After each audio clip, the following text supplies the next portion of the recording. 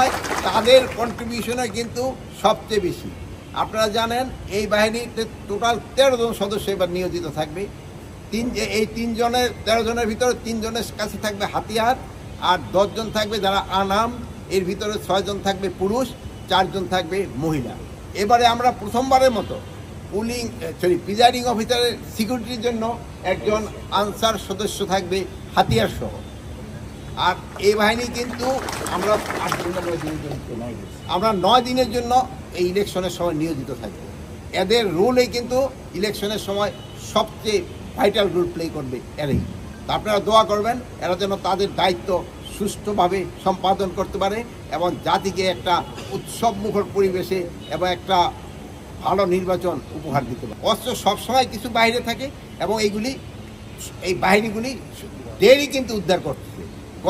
গত পরশু দেখছেন যে 8টা হাতিয়ার উদ্ধার হয়েছে। এরকম উদ্ধার হতেই থাকবে এবং ইলেকশন যতই ঘনে আসবে উদ্ধার আরও বাড়তে থাকবে এবং একসময় দেখবেন যে বাইরের কোনো হাতিয়ার নেই।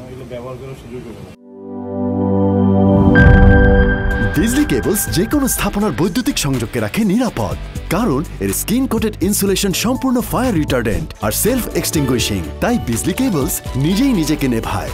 বিজলি কেবল, নিরাপদ আজীবন।